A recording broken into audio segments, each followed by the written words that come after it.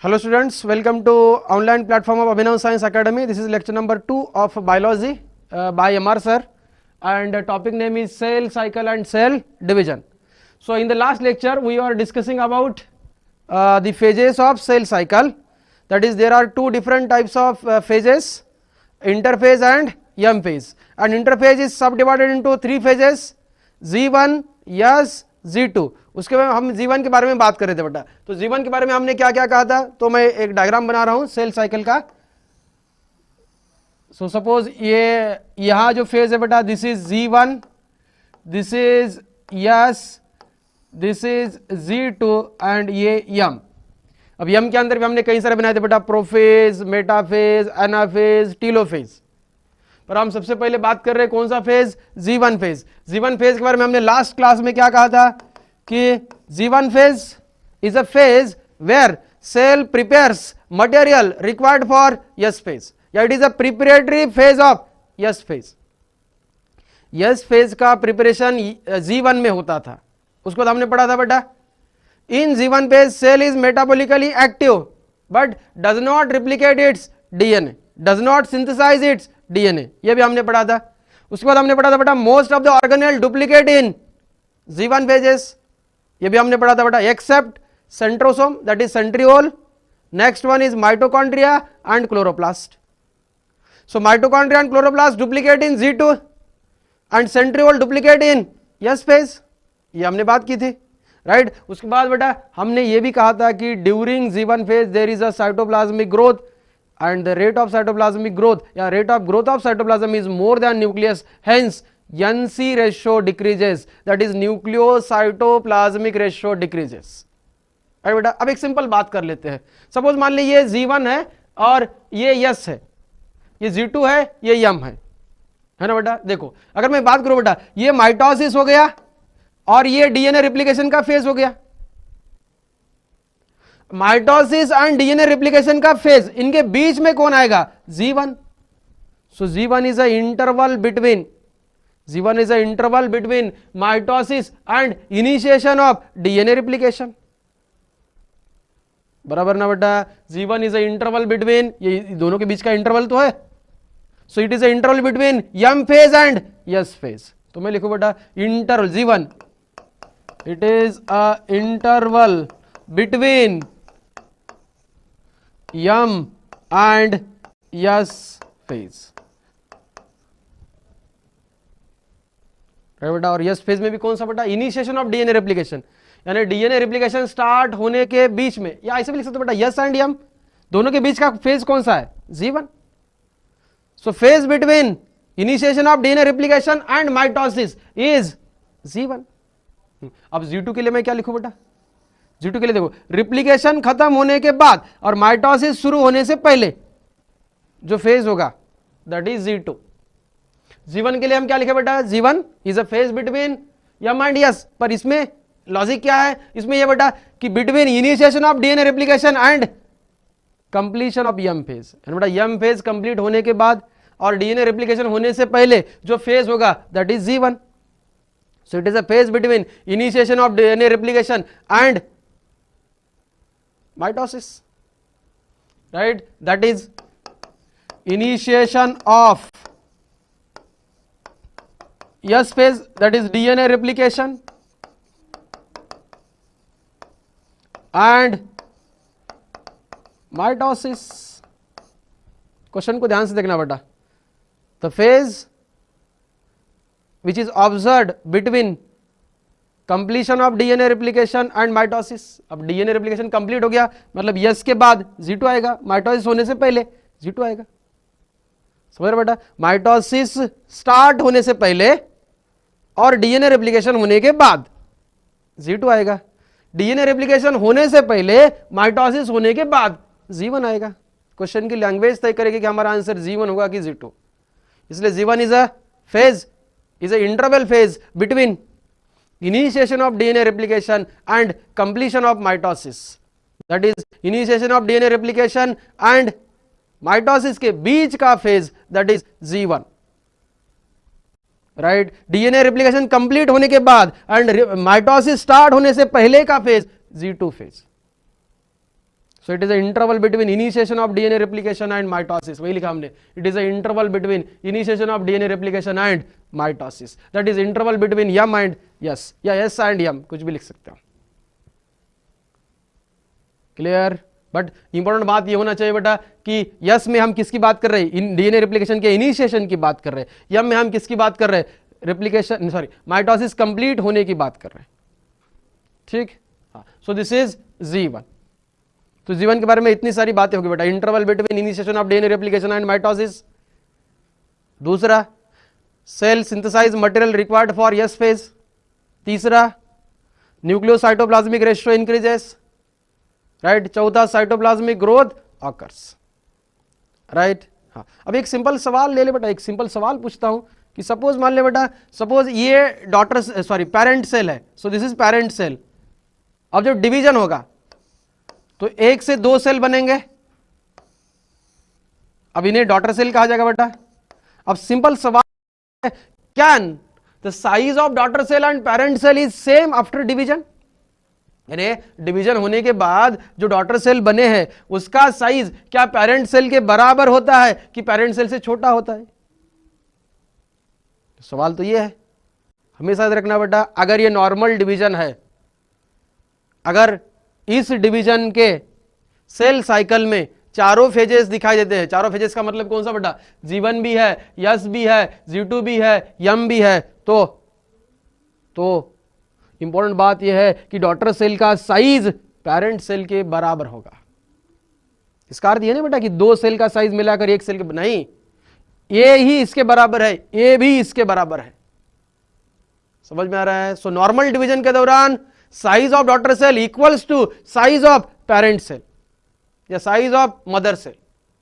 Mother cell के बराबर daughter cell का साइज होगा.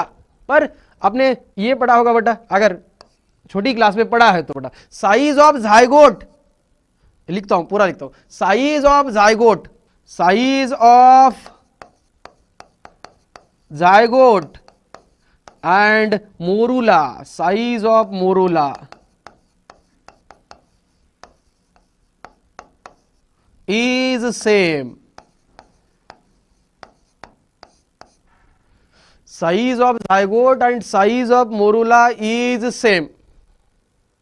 एनसीईआरटी ने लिखा नहीं है पर सवाल आए हैं या सवाल बनने की संभावना है बेटा.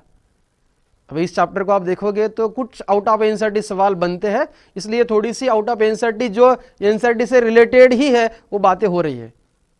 राइट. रिप्रोडक्शन में आप इसको कहीं ना कहीं लिंक करोगे. तो हम क्या कह रहे हैं बेटा, size of zygote and size of morula is same. पर इंपॉर्टेंट बात यह है कि zygote is a single cell, zygote एक ही सेल है, और मोरूला के अंदर morula contain 16 to 32 cell. Morula contain 16 to 32 cell. अब मोरूला के अंदर बेटा 32 सेल है, 32 सेल्स है, और जाइगोट के अंदर एक ही सेल है, तो दोनों का साइज सेम कैसे हो सकता है. पर ऊपर लाइन तो लिखी है हमने, ऊपर लाइन क्या लिखी है कि size of zygote and size of morula is same. और ऐसा पॉसिबल है.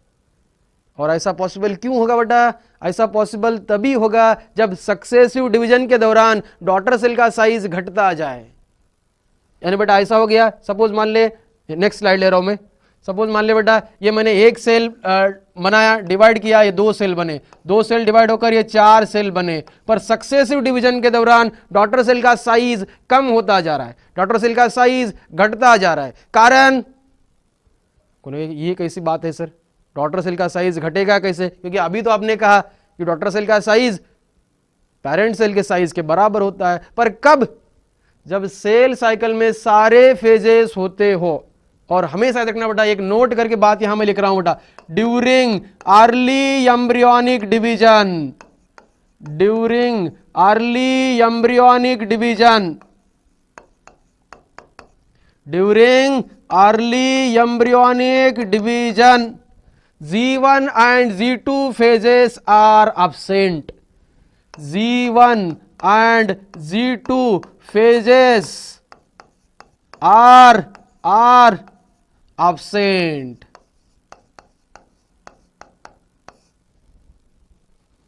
अब राइट वापस सेल साइकिल बनाते हैं। ये हमने बनाया ए वाला फेज Z1, ये वाला फेज यस, ये वाला फेज Z2, ये वाला phase M. Z1 prepare cell for S phase, Z2 prepare cell for M phase. बात क्लियर है ना बेटा? पर देखो हमने क्या कहा, during early embryonic division there is no Z1 and Z2, Z1 and Z2 absent होते हैं। तो इसका मतलब बेटा क्या, यस फेज का प्रिपरेशन नहीं होगा क्या? यम फेज का प्रिपरेशन नहीं होगा?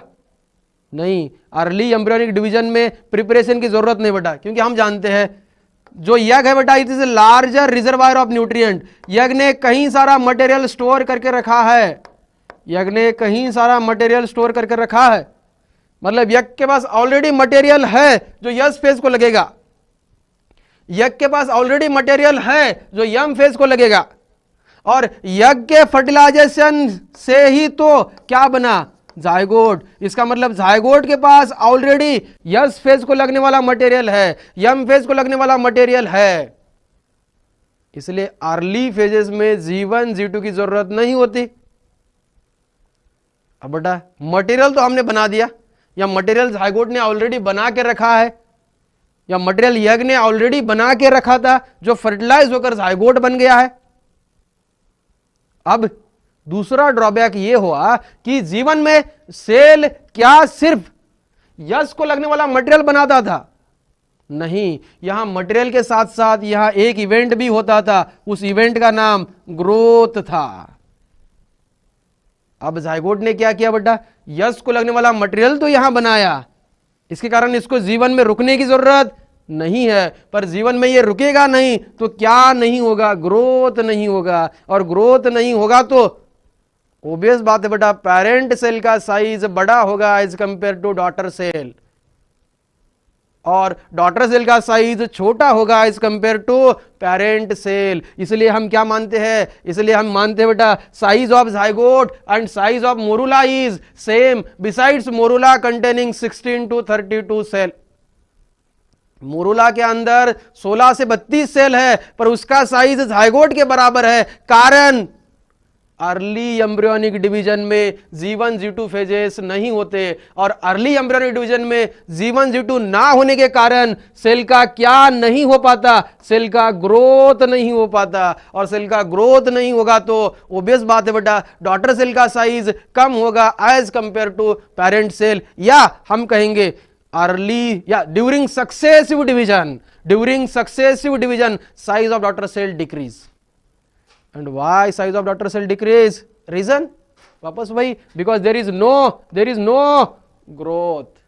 क्या दिखाई नहीं देगा, ग्रोथ दिखाई नहीं देगा। And why there is no growth? Because Z1 and Z2 are absent. इसलिए बेटा अर्ली एम्ब्रियोनिक डिवीजन को, cell division in early embryo is called cleavage. Cell division in early embryo is called cleavage. इसको हम cell division के नाम से नहीं जानते बेटा, उसे हम स्पेशल सेल डिवीजन कहते हैं, और उस स्पेशल सेल डिवीजन का नाम है बेटा cleavage. And what is the difference between normal cell division and cleavage? तो नॉर्मल सेल डिवीजन ये है बेटा जहां पर चारों फेजेस होंगे, Z1 भी होगा, यस भी होगा, Z2 भी होगा, यम भी होगा। Z1 भी होगा, यस भी होगा, Z2 भी होगा, यम भी होगा। और क्लीवेज वो डिवीजन है बेटा जिसमें Z1 एंड Z2 नहीं होते। तो आपके मन में सवाल आया, क्या सर ये पूरा एम्ब्रियो डिवाइड होते तक ऐसे होता रहेगा? नहीं, ये कब तक चलता रहेगा? जब तक मटेरियल है। और हम कह रहे बेटा जब तक मोरूला अटेन नहीं होता, यानी जब तक 16 to 32 सेल नहीं बनते तब तक मटेरियल अवेलेबल है। अब जैसे ही मोरूला से आगे सेल एडवांस करेगा, 32 से 64 सेल बनेंगे। अब हर डिवीजन के दौरान मटेरियल कम कम कम होता गया। अब 64 सेल बनाने के लिए बेटा मटेरियल अवेलेबल नहीं है, तो अब सेल को रुकना पड़ेगा, मतलब सेल को गैप लेना पड़ेगा। तो सेल जीवन में भी रुकेगा, Z2 में भी रुकेगा, और सेल जब रुका तो क्या पॉसिबल है? ग्रोथ पॉसिबल है। और जब ग्रोथ होगा तो अब डॉटर सेल का साइज छोटा नहीं होगा। इसलिए बेटा एक समय के बाद अब एम्ब्रियो का ग्रोथ ज्यादा होना स्टार्ट हो जाएगा।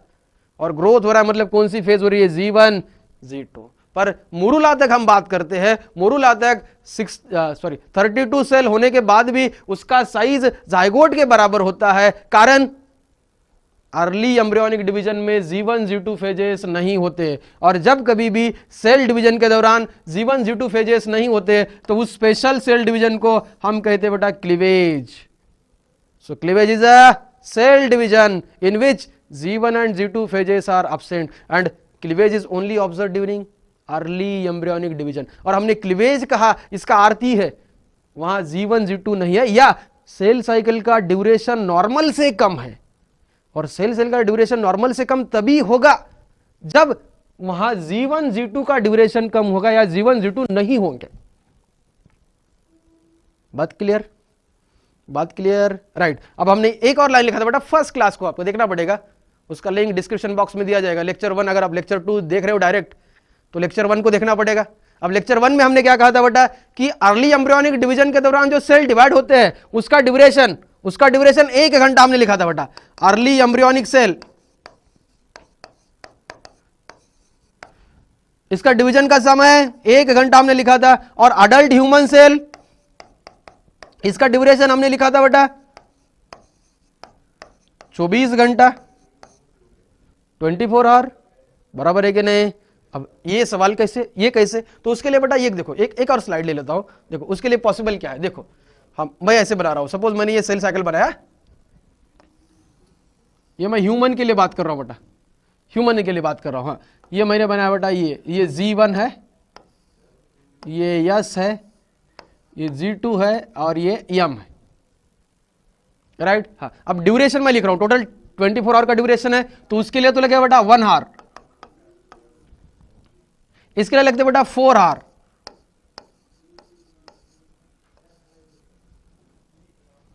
सही से लिखता हूं, G2 के लिए लगते बेटा 4 आवर, राइट। हाँ, यस फेज के लिए लगते बेटा 8 आवर, 8 घंटा, तो बाकी बचा हुआ कितना बेटा 5 हो गया 13, और ये हो गया बेटा 11 आवर,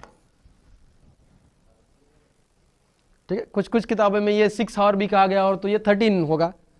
पर इंपॉर्टेंट बात ये बेटा, ये कोई आपको पूछने वाला नहीं है, इंपॉर्टेंट बात ये है कि longest phase of cell cycle is G1, ये पूछा जा सकता है, तो मैं लिख रहा हूं बेटा note, longest phase of cell cycle is G1। Human के अंदर हम बात करें G1, और जनरली G1 ही होता है, राइट। अब देखो बेटा अर्ली एम्ब्रियोनिक डिवीजन में 1 ही घंटा है, और अडल्ट में हमने कहा 24 आवर्स। दूसरे साथ साथ हमने ये भी बात कही ना बेटा कि अर्ली एम्ब्रियोनिक डिवीजन में G1 G2 नहीं होते, G1 G2 नहीं होगा बेटा, कितने घंटे का समय बच गया, ये 11 और ये 4, 15 घंटे का समय बच गया। फिर भी हमें 9 घंटा तो लगना चाहिए, क्योंकि रेप्लिकेशन के लिए 8 घंटे और माइटोसिस के लिए 1 घंटा। पर ऐसा नहीं है बेटा, वहां भी टाइम कम हुआ, क्यों? क्योंकि जैसे बेटा आगे हम पढ़ेंगे क्लास 12 में मॉलिक्यूलर बेसिस ऑफ इनहेरिटेंस करके एक चैप्टर है, वहां पर हम डीएनए रेप्लिकेशन पढ़ेंगे। तो क्या होता है बेटा, there are multiple origin of replication, है ना बेटा, thousands of origin of replication present in human cell, but replication is not initiate from all ORI। Replication सभी जगहों से स्टार्ट नहीं होता, है ना बेटा। आपके पास सपोज मान लीजिए 100 एकड़ खेती है, क्या 100 एकड़ खेती को आप एक साथ सोइंग कर सकते हो बेटा, सीड सो कर सकते हो? नहीं, उसके लिए आपको मैन पावर बहुत ज्यादा चाहिए, बराबर है कि नहीं, बराबर है कि नहीं बेटा। एक साथ उतना ज्यादा मैन पावर चाहिए आपको, बहुत ज्यादा खेती है। पर बेटा आपके पास सपोज मान लीजिए 10,000 लोग हैं, तो आप 100 एकड़ को एक साथ भी काम कर सकते हो, या 100 एकड़ का जो भी काम है वो एक साथ किया जा सकता है अगर आपके पास मैन पावर ज्यादा हो। तो बात वही है बेटा, यज्ञ ने क्या किया है कि या जायगोट ने क्या किया बेटा, मटेरियल बहुत ज्यादा स्टोर करके रखा है, इसलिए रिप्लिकेशन हजारों जगहों से स्टार्ट होगा। इसलिए रिप्लिकेशन का टाइम 8 घंटे की जगह 8 मिनट में होगा या उससे भी कम होगा, क्योंकि रिप्लिकेशन कहीं सारे जगहों से स्टार्ट किया गया, मतलब रिप्लिकेशन का टाइम भी कम हो गया। तो माइटोसिस को लगने वाला टाइम ही एक्चुअल टाइम होगा अर्ली एम्ब्रियोनिक डिवीजन में। एक बार और बता रहा हूं, कोई कंफ्यूजन नहीं है, राइट बेटा। अर्ली एम्ब्रियोनिक में 1 घंटा हमने कहा और बाकी 24 घंटा, तो ये टाइम 23 घंटे का कम कहां किया जा रहा है? तो बेटा हमने कहा कि G1 G2 तो होते नहीं है, तो ये 2 फेजेस तो चले गए। अब यस में भी क्या हो रहा है बेटा? यस में भी अगर आप कुछ ओरिजिन ऑफ रिप्लिकेशन से डीएनए को रिप्लिकेट कराते हो, कुछ जगहों से डीएनए का रिप्लिकेशन स्टार्ट करते हो, तो 8 घंटे का समय लगता है। पर वहीं 100 की जगह 1000, यानी बेटा सपोज मैंने कहा 300 जगहों से हमने रिप्लिकेशन स्टार्ट किया तो 8 घंटे का समय लग रहा है। वहीं मैं 3000 जगहों से करूं तो उससे 10 गुना कम लगेगा ना। वहीं मैं बेटा 30,000 जगहों से करूं तो उससे भी कम लगेगा। पर 300 जगहों से रिप्लिकेशन स्टार्ट करने के लिए या 30,000 जगहों से रिप्लिकेशन स्टार्ट करने के लिए आपको मशीनरी उतनी चाहिए, उतना मैन पावर चाहिए, उतना मटेरियल होना चाहिए, और उतना मटेरियल किसके पास है? अर्ली एम्ब्रियो के पास है, अर्ली जाइगोट के पास है, इसलिए वो पॉसिबल है। हमारे सेल के पास उतना मटेरियल नहीं है, इसलिए हम 8 घंटे के अंदर आराम से रिप्लिकेशन करते हैं। पर एम्ब्रियो के साथ ऐसा नहीं बेटा, एम्ब्रियो के साथ दिक्कत नहीं है, मटेरियल उसने ऑलरेडी बना के रखा है, इसलिए G1 G2 में रुकने की जरूरत नहीं है, रिप्लिकेशन भी फास्ट हो गया, इसलिए डिवीजन का टाइम कम हो गया। कम मतलब कितना? 1 घंटे के अंदर, राइट। सो 2-3 बातें इंपॉर्टेंट है बेटा। अर्ली एम्ब्रियोनिक डिवीजन के अंदर G1 G2 फेजेस नहीं होते, इसलिए इसे क्लीवेज कहा जाएगा। So cleavage is a special division in which G1 G2 are absent, G1 G2 are absent, right बेटा। ये सेल डिवीजन का ही टाइप है जिसमें G1 G2 नहीं होते। और क्लीवेज का एक और खासियत जो हमने पढ़ा, G1 G2 ना होने के वजह से जो डॉटर सेल का साइज होगा वो कंपैरेटिवली कम होगा as compare to parent cell, ठीक है। सो ये हो गया बेटा G1 के बारे में बातें, राइट। G1 के बारे में हमने ये बातें पढ़ी, और कुछ एक्स्ट्रा भी बातें हमने पढ़ी। एक्स्ट्रा बातें क्या पढ़ी बेटा? कि एम्ब्रियोनिक डिवीजन में G1 G2 नहीं होते, इसलिए डॉटर सेल का साइज कम होता है as compare to parent cell. But normal division के दौरान सेल के अंदर G1 G2 होंगे, वहां ग्रोथ पॉसिबल होगा, इसलिए नॉर्मल सेल डिवीजन के दौरान जो डॉटर सेल बनेंगे उनका साइज हमेशा पेरेंट सेल के बराबर होगा। सिंपल बात, ठीक। This is the conclusion of the story. जो इतनी स्टोरी हमने बताई, जो इतनी कहानी बताई बेटा, उसका 2 ही कंक्लूजन है। क्या कंक्लूजन निकला? कि डॉटर सेल का साइज पेरेंट सेल के बराबर होगा कि उससे कम होगा, ये डिपेंड करता है G1 G2 है कि नहीं है। G1 G2 है तो साइज सेम, G1 G2 नहीं है तो साइज कम, कहानी खत्म। Clear, right. हाँ, अब दूसरी बात करते हैं बेटा, नेक्स्ट स्लाइड में ले रहा हूं। हाँ, अब हम बात कर रहे हैं yes phase.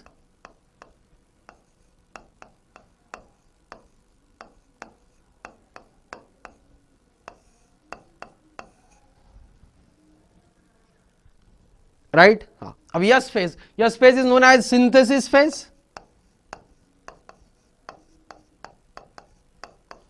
So it is a synthesis phase of cell cycle in which DNA duplication, DNA replication, duplication का ही अर्थ रिप्लीकेशन है बेटा, DNA duplication slash replication occurs. DNA duplication slash DNA replication occurs, right? What is DNA duplication and DNA replication? इसका अर्थ यह बेटा कि अगर पहले सेल डिवीजन होने से पहले या यस फेज से पहले अगर हमारे पास 2 कॉपी थी तो बढ़कर 4 हो जाएगी, अगर 4 थी तो 8 हो जाएगी, 1 थी तो 2 हो जाएगी। सो डीएनए सिंथेसिस, डीएनए की अमाउंट डबल होगी ड्यूरिंग यस फेज। तो लिखो बेटा, हाँ राइट, हाँ during yes phase DNA synthesis occurs, that is amount of DNA doubles, right. So during yes phase amount of DNA doubles, amount of DNA doubles, right बेटा। आगे लिख रहा हूं, that is if the initial amount is considered as 2C, that is if the initial amount is considered as is considered as 2C। सी मैंने कहा कि एक amount है, डीएनए की अमाउंट है, और वो डीएनए की अमाउंट कितनी है? 2C। If the initial amount is considered as 2C, then after replication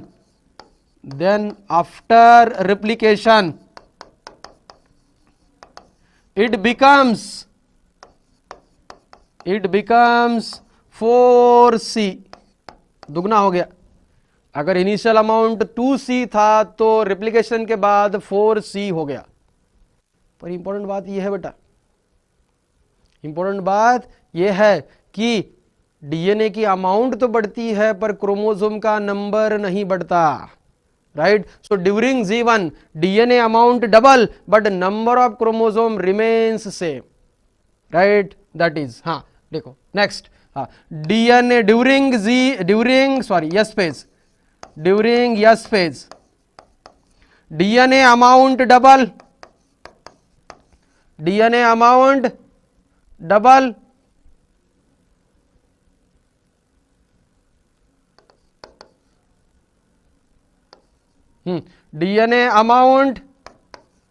doubles but chromosome को मैं CH लिख रहा हूं बेटा, क्रोमोसोम को मैं क्या लिख रहा हूं? CH।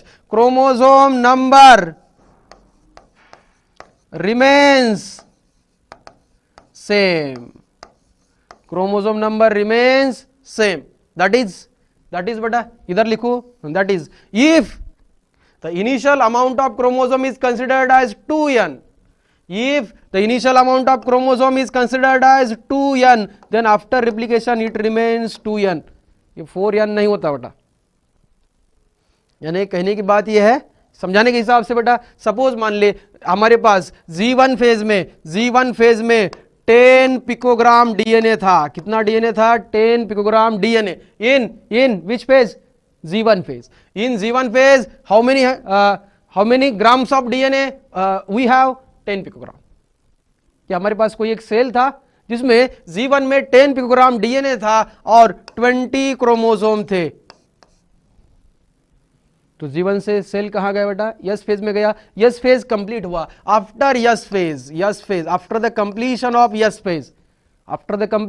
यस फेज डीएनए का अमाउंट डबल, 10 का दुगना 20 पिकोग्राम, बट क्रोमोसोम का नंबर डबल नहीं होगा, क्रोमोसोम का नंबर सेम ही रहेगा। पहले कितने थे? 20, बाद में भी 20। इसका अर्थ क्या है बेटा? After the DNA replication no doubt DNA amount increases but chromosome number remains same. अब आपके मन में सवाल आया कि सर ऐसा क्यों, वाई? और हमारे मन में दो सवाल आने चाहिए बेटा, why and how. So why chromosome number remain same and why DNA amount double? तो देखती बात है, 1 से 2 कॉपी बनी तो डीएनए की अमाउंट तो बढ़ गई। तो आप कहोगे सर 1 से 2 हो गई तो क्रोमोसोम 1 से 2 क्यों नहीं हुए? तो ऐसा है बेटा, सपोज नेक्स्ट स्लाइड में ले रहा हूं, सपोज मान ले बेटा ये मैंने G1 का क्रोमोसोम बनाया। जैसे नॉर्मल क्रोमोसोम आपने पढ़ा होगा छोटी क्लास में, तो ऐसे बनाते बेटा, this is normal chromosome but this is chromosome after replication। यानी बेटा ये G2 का हो सकता है, M का हो सकता है, या at the end of S phase हो सकता है। सो ये मैंने बोला at the end of S phase, that is beginning of G2 या G2 M में लिखो। पर G1 में क्रोमोसोम ऐसे होता है बेटा,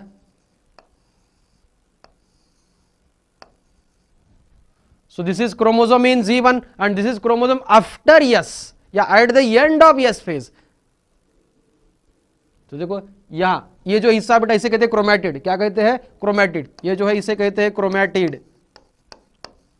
हम आगे पढ़ेंगे, इसमें कोई कंफ्यूजन होगा ही नहीं। अब G1 के अंदर जो क्रोमोसोम है बेटा उसके पास एक ही क्रोमैटिड है, पर G2 के अंदर जो क्रोमोसोम है उसके पास 2 क्रोमैटिड है। तो बीच में कौन सा फेज आएगा? यस कंप्लीट होने के बाद 2 क्रोमैटिड है, यस फेज से पहले 1 क्रोमैटिड है। अब 1 क्रोमैटिड होने पर मैंने अमाउंट सपोज 2C कहा, तो 2 क्रोमैटिड होने पर मुझे 4C तो कहना पड़ेगा, क्योंकि क्रोमैटिड 2 हो गई, डीएनए कंटेंट डबल हो गया। ये बात क्लियर है? पर बेटा क्रोमोसोम का नंबर डबल क्यों नहीं? तो सपोज मैंने कहा इसको मैंने 2n का, तो सर ये 4n क्यों नहीं है? तो बेटा chromosome they are not counted on the basis of chromatid, chromosome they are counted on the number of centromere. Important बात, chromosomes they are counted on the number of centromere, और centromere का division अभी तक नहीं हुआ है। Centromere यहां भी एक है, यहां भी एक है, इसलिए ये क्रोमोसोम एक है, ये भी क्रोमोसोम एक है। पर यहां कितनी क्रोमैटिड? एक। यहां कितने क्रोमैटिड? 2। यहां कितनी अमाउंट? 2c। यहां कितनी अमाउंट? 4c। यहां कितना क्रोमोसोम? एक। यहां कितना क्रोमोसोम? एक। यहां कितना क्रोमोसोम? 2n। यहां भी कितना क्रोमोसोम? 2n। क्लियर है? हम क्या कह रहे हैं बेटा कि क्रोमोसोम का काउंट क्रोमैटिड के बेसिस के ऊपर नहीं होता, क्रोमोसोम का काउंट सेंट्रोमियर के बेसिस के ऊपर होता है। और सेंट्रोमियर का डुप्लीकेशन तो अभी तक हुआ ही नहीं। सेंट्रोमियर का डुप्लीकेशन होता है अनाफेज में। सेंट्रोमियर जब टूटेगा, 1 से 2 बनेंगे, तब जाकर क्रोमोसोम का डबलिंग होगा। आगे हम पढ़ेंगे बेटा। इसलिए chromosome doubling occurs in anaphase after the division of centromere, after the division of centromere. अभी तक सेंट्रोमियर डिवाइड नहीं हुआ है, इसलिए सेल में अगर 2n क्रोमोसोम थे तो रिप्लिकेशन के बाद भी 2n ही रहेंगे, बट डीएनए की अमाउंट डबल हो गई। राइट? तो हमने क्या कहा? During S phase DNA amount doubles, but chromosome number remains same. Right बेटा? दूसरी बात, हाँ नेक्स्ट स्लाइड ले रहे हैं हम। दूसरी बात, अब बेटा अब केन सडन लिखा है बेटा, during S phase DNA synthesis begins इन न्यूक्लियस। डीएनए सिंथेसिस बिगेन्स इन न्यूक्लियस, यानी बेटा डीएनए का रिप्लिकेशन कहां होगा? न्यूक्लियस में होगा, ऑब्वियस बात है। बट बेटा दूसरा हम लिख रहे हैं सेंट्रियोल डुप्लीकेशन। सेंट्रियोल, हम सेंट्रोमियर की बात नहीं कर रहे बेटा, centromere is different and centriole is different. Centriole duplicates in cytoplasm. इसका अर्थ ये हो बेटा, हाँ यस फेज में क्या क्या हुआ? पहला पॉइंट, यस फेज में हुआ डीएनए सिंथेसिस, एक बात ये हमने लिखी। दूसरी बात, हाँ डीएनए अमाउंट क्या हो गई बेटा? डबल हो गई, ये भी बात हमने लिखी। हाँ नेक्स्ट बेटा, क्रोमोसोम नंबर हाँ डबल की सेम, रिमेन्स सेम, ये बात हो गई बेटा। हाँ डीएनए सिंथेसिस कहाँ हुआ? न्यूक्लियस में, इसके ब्रैकेट में हम लिख रहे हैं DNA synthesis occurs in nucleus. दूसरा, हाँ नेक्स्ट हाँ सेंट्रियोल डुप्लीकेशन। सेंट्रियोल और centrosome. Centrosome is a organelle which contain a pair of centriole. हम सेल बायोलॉजी में पढ़ेंगे बेटा, पहला सेल टॉपिक है, cell the unit of life, उसमें हम पढ़ेंगे। बात क्लियर? तो हम क्या कह रहे हैं? सेंट्रियोल और centrosome duplication occurs in yes phase, और ये डुप्लीकेशन होगा कहां? ये होगा साइटोप्लाज्म में, ये होगा साइटोप्लाज्म। ठीक है?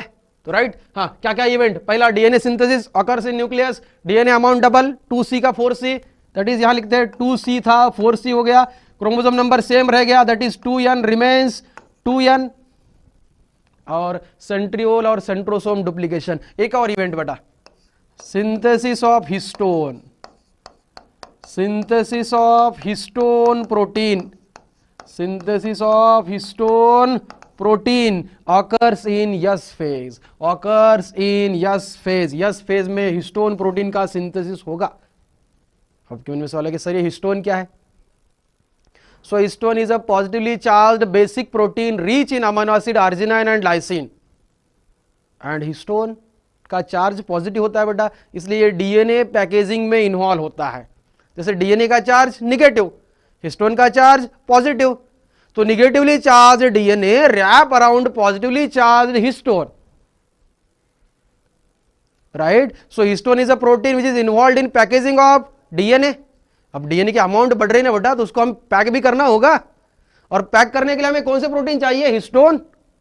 और हिस्टोन बनते कहां पर है? यस फेज में। हिस्टोन क्या है? हिस्टोन प्रोटीन है। कैसे प्रोटीन है सर? सॉरी बेसिक प्रोटीन है। कौन से अमीनो एसिड से रिच है? Lysine and arginine.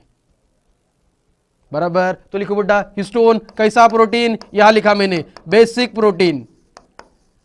बात क्लियर? हाँ, कौन से amino acid? Rich in amino acid. Rich in amino acid को मैं ए लिख रहा हूं, अमीनो एसिड। हाँ, rich in amino acid lysine, चलो हट गया। हाँ, basic protein rich in amino acid lysine and arginine, and these are the basic amino acid. These are the basic amino acid. ठीक है? So this is all about yes phase. Right? Important बात बेटा, all about S phase. कौन सा बात? DNA synthesis, nucleus में हुआ, DNA की अमाउंट डबल हो गई, 2C से 4C हो गया, क्रोमोसोम का नंबर सेम हो गया, 2n2 2n रह गया, सेंट्रियोल और सेंट्रोसोम का डुप्लीकेशन हुआ साइटोप्लाज्म में, एंड हिस्टोन प्रोटीन बना। अब आपके सवाल के सर हिस्टोन प्रोटीन कहां बनेगा? तो प्रोटीन सिंथेसिस साइटोप्लाज्म में ही होगी। ठीक है? हाँ। अब हिस्टोन प्रोटीन है क्या? बेसिक प्रोटीन है, रिच इन अमीनो एसिड। कौन सा? Lysine and arginine.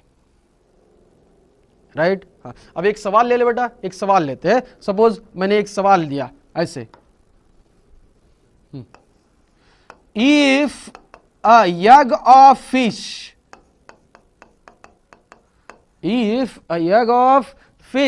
contain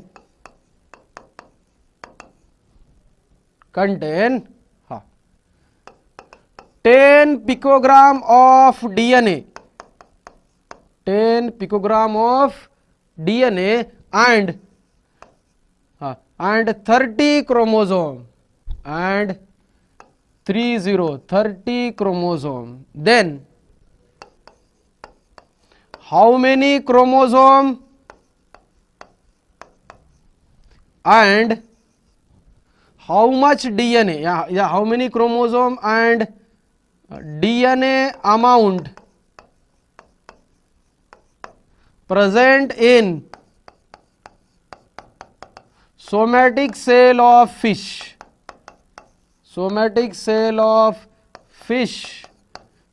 in Z2 phase। ये कंटेन है बेटा,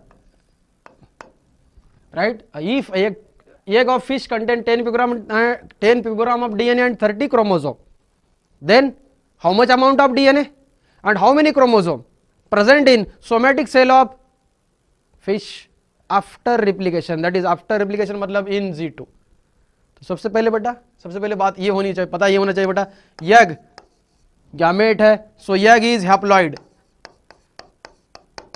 इधर लिखा हमने सोमैटिक सेल जो डिप्लॉयड होती है बेटा, और हैप्लॉइड का मतलब ये n है, डीएनए की एक ही कॉपी रहेगी, ये 2n है, डीएनए की 2 कॉपी रहेगी, है कि नहीं?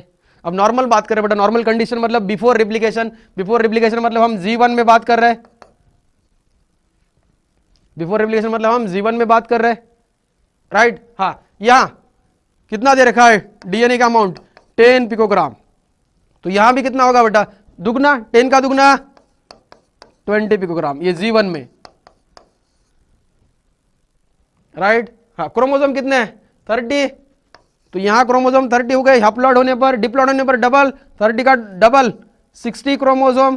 पर ये अगेन किस फेज में? G1 में। पर हमें क्या G1 में पूछा है बेटा? नहीं, हमें किस में पूछा है? G2 में। तो G2 में क्या होगा? अब डीएनए की अमाउंट तो डबल होती है, तो 20 का डबल 40, पर क्रोमोसोम का नंबर सेम होता है, इसलिए यहां chromosome 60। So what is the correct answer? 40 picogram and 60 chromosome, this is the correct answer. और हमेशा याद रखना बेटा, यज्ञ के कंपैरिजन में नॉर्मल सेल में G1 में डीएनए का अमाउंट डबल होती है, तो G2 में 4 टाइम्स होती है। जैसे यहां देखो बेटा, यहां कहा गया, हाँ ये 10 है, तो यहां 40 है, 4 टाइम्स G2 में, और G1 में ये 20, राइट? तो क्वेश्चन को ध्यान से देखो बेटा कि G1 में लिखा है, G2 में लिखा है, या कुछ नहीं लिखा है तो G1 लेना है, कि कुछ नहीं मतलब सेल डिवाइड नहीं कर रहा है, सेल डिवाइड नहीं कर रहा है मतलब जीवन में है। हाँ, अगर कहता है बेटा कि रिप्लिकेशन हो गया मतलब G2 की बात कर रहा है, यम फेज में है मतलब G2 को क्रॉस कर कर आया है तो वही बात हो जाएगी। समझ रहे हो? Right right. हाँ, सो ऐसे कई सारे प्रॉब्लम चैप्टर के एंड में हम बेटा न्यूमेरिकल करवाएंगे या ऐसे कई सारे प्रॉब्लम क्वेश्चन डिस्कस करेंगे उसका पीपीटी बनाकर बढ़िया से। पर अभी के लिए इतना समझना है कि सपोज मान ले कोई एक फिश था जिसके यग के अंदर, जिसके स्पर्म के अंदर यग एंड स्पर्म आर गैमेट्स, तो यग हो या स्पर्म हो सेम ही होगा बेटा, बोथ आर हैप्लॉइड। अगर यग के अंदर 10 पिकोग्राम डीएनए है, 30 क्रोमोसोम है, तो उसके सोमेटिक सेल में दुगनी अमाउंट होगी। दुगनी अमाउंट मतलब कितना? 20 एंड 60। पर ये बिफोर डिवीजन, मतलब जीवन में फेज में, जब सेल जीवन में था। अब जीवन से जब रिप्लिकेशन हो जाए तो अमाउंट डबल हो जाएगी, 20 का 40 हो जाएगा, बट क्रोमोसोम नंबर डबल नहीं होते, इसलिए 60 के 60 ही रहेंगे। So this is the concept, right. So this is about S phase.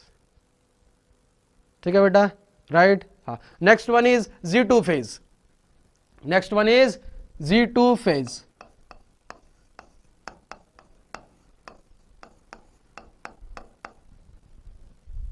Right. हाँ, अब हमने लिखा बेटा G2 phase is again gap 2 phase, right. हाँ, अब बेटा हाँ, in G2 phase cell synthesize material, cell synthesize material required for M phase, required for M phase, right। next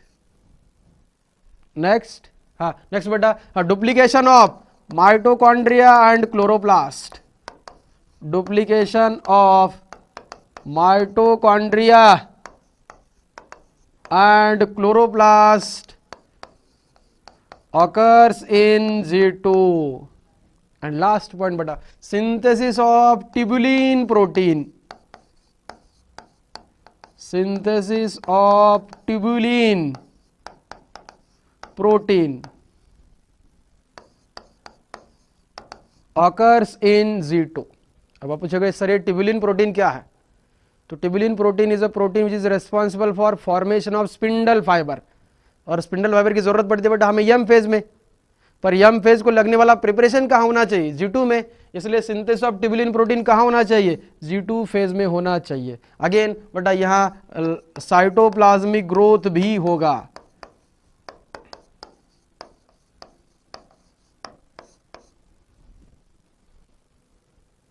और साइटोप्लाज्मिक ग्रोथ होगा तो एनसी रेशियो अगेन डिक्लाइन होता हुआ दिखाई देगा, NC ratio decreases, nucleo cytoplasmic ratio decreases. ठीक है, तो यस फेज के अंदर बेटा न्यूक्लियस का ग्रोथ ज्यादा होता है, इसलिए यस फेज में हमने नहीं लिखा है। यस फेज में एनसी रेशियो बढ़ेगा, जो जीवन में घटा था वो यस फेज में बढ़ा, जो G2 में घटा वापस यम फेज में बढ़ेगा, और इसलिए आपकी इंसिडेंट लिखा है बेटा माइटोसिस रीस्टोर्स न्यूक्लियो साइटोप्लाज्मिक रेशियो। जो सेल डिवीजन के दौरान रेशियो गड़बड़ा गया था वो डिवीजन के बाद पूरा हो जाएगा।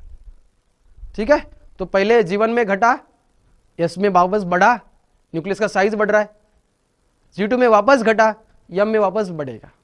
ठीक है, so this is all about the interphase. Interphase के 3 pages, G1, G2 and yes, या G1 यस एंड G2। ठीक है बेटा, नेक्स्ट क्लास में हम बात करते हैं that is M phase, mitotic phase. ठीक है, थैंक यू।